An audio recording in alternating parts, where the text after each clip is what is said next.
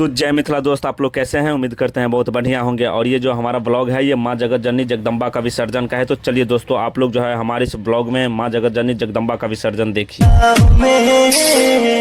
निमिया के छाव में 9 दिन रहलू मोई संग हमरा जगत जननी जगदम्बा के बापे की बापे की बापे की बापे की